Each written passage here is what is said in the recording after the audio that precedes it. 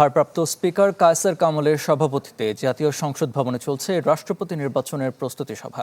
এ ব্যাপারে আরও জানাতে সরাসরি যোগ দিচ্ছেন সহকর্মী আশিকিন প্রিন্স। কার্যক্রম ঘিরে এই মুহূর্তে কি খবর আছে আপনার কাছে? বাংলা কিউআর যেখানে নগদ পেমেন্ট সেখানে সারা দেশে 10 লাখেরও বেশি মার্চেন্টে নগদে পেমেন্ট করুন খুব সহজে। আরিফিন, ৩৫ বছর পরে আবারও হতে যাচ্ছে রাষ্ট্রপতি পদে নির্বাচন।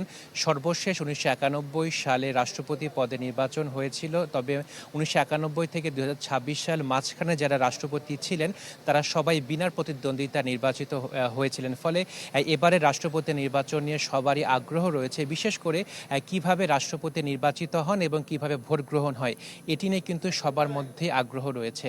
আপনাকে জানিয়ে রাখি যে সাধারণ নির্বাচনে ভোটাররা যেভাবে ভোট দিয়ে থাকেন সেভাবে কিন্তু আসলে রাষ্ট্রপতি নির্বাচনে ভোটাররা ভোট দিয়ে থাকেন না। রাষ্ট্রপতি নির্বাচনে ভোটার হচ্ছেন সংসদ সদস্যরা এবং সংসদ সদস্যরাই মূলত রাষ্ট্রপতি পদের নির্বাচনে ভোট দেবেন।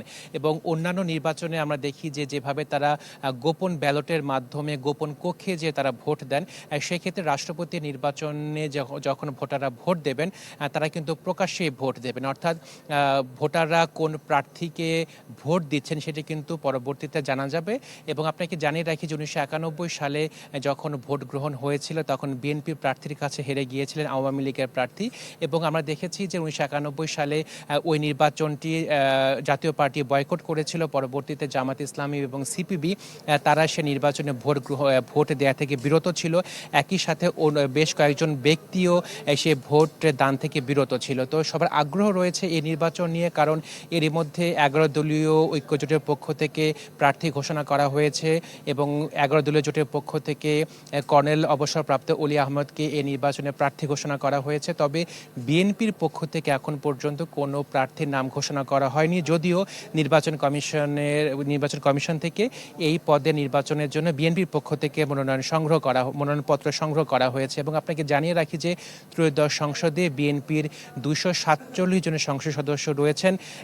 পক্ষান্তরে জামাতের আছে ৭৭ এবং এনসিপি রয়েছে ৮ জন, একই সাথে স্বতন্ত্র ৮ জন রয়েছে। এছাড়া অন্যান্য যে দল রয়েছে তাদের একজন করে সংসদ সদস্য রয়েছে। এর মধ্যে বাংলাদেশ খিলাফতে মজলিসের ৩ জন সংসদ সদস্য রয়েছে। তো এই যে সংসদ সদস্য ভোটে যেহেতু নির্বাচিত হবেন, সেহেতু সহজেই অনুমান করা যাচ্ছে যে সংসদে বিএনপির ২/৩ সংখ্যাগরিষ্ঠতা রয়েছে। সেহেতু বিএনপি যাকে মনোনয়ন দেবে তিনি নির্বাচিত হবেন দেশের ২৩তম রাষ্ট্রপতি হিসেবে। আরিফিন। প্রিন্স, ধন্যবাদ আপনাকে।